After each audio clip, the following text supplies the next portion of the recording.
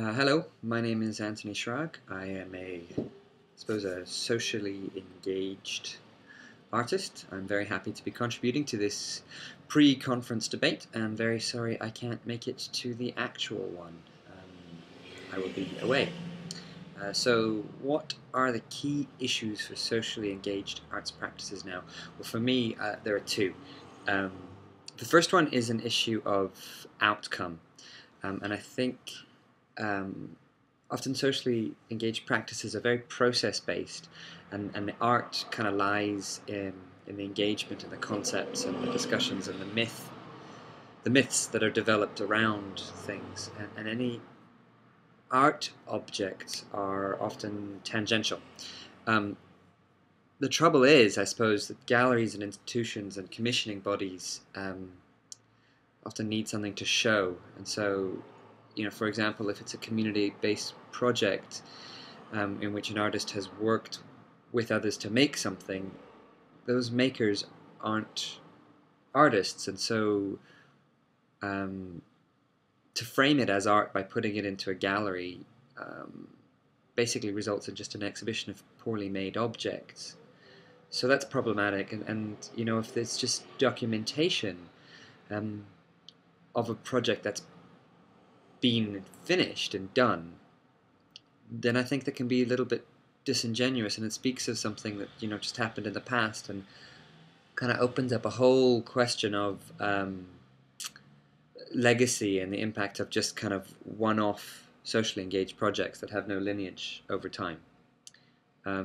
So I think in that issue we need to reframe the expectations of funding bodies, galleries, exhibitions, spaces,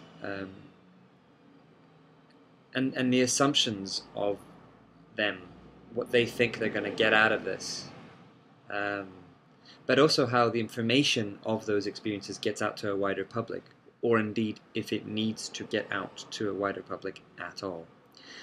The second issue is that of what I call locational power dynamics, which is actually just a kind of very pretentious sounding term for what I think is a question of cultural colonization. And by this I mean I think there's sometimes assumptions by people who initiate socially engaged practices, again, be they galleries, museums, institutions, government bodies, whoever,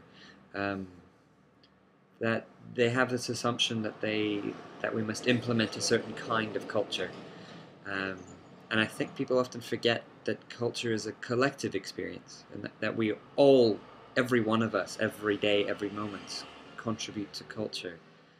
And I'm a big believer that you can have a continuum of culture, that you can have art with a capital A, and you can have the NAF community projects of murals with elementary school kids or whoever, and they can exist on a one continuum, and that a spectrum.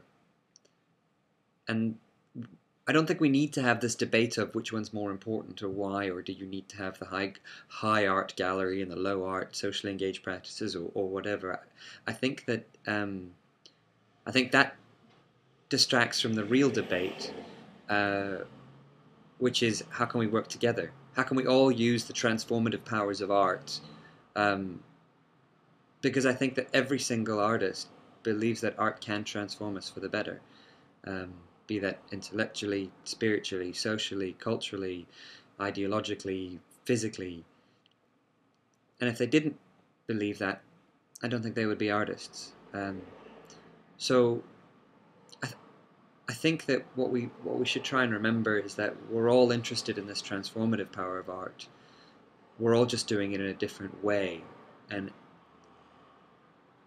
I think what we should do is try and remember that when we're having this discussion about, what is high art, what is low art. It might sound naive, but that's me.